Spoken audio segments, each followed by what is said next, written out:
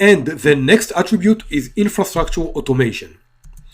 The SOA paradigm, which we talked about in length earlier, suffered from lack of tooling.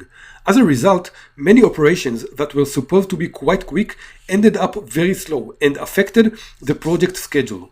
This is true mainly for testing and deployment, which are major parts in the system's lifecycle. Now, automated tooling can greatly help in accelerating deployment exactly in these two areas: automating testing and automated deployment. In fact, if we will look at a typical project lifecycle as depicted in Martin Fowler's article, we can see there are a lot of steps that, when automated, can take the whole deployment process to a whole new level. True, this depiction assumed 5 types of tests, and in the real world, the number is usually lower. But still, whatever types of testing you employ, automating it will make it complete much faster.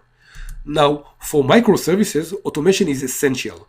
We have a lot of moving parts, and manually testing and deploying each one of them will slow the process substantially, making it extremely inefficient. With microservices, short deployment cycles are a must, and actually, it's one of the keys to a successful system. This means that deployment and testing can't be done manually. We must utilize tools for that. And actually, there are quite a few of them. Here is a short list of automation tools that can greatly help you automate the microservices testing and deployment.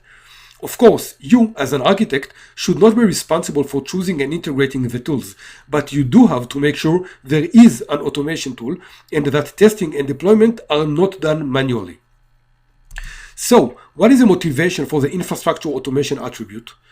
Well, as you can guess, our main motivation is short deployment cycles. In fact, without infrastructure automation, your microservices projects will likely fail. It won't be easy to achieve short deployment cycles when done manually, and when done manually, it will take much longer than with the more traditional monolith application.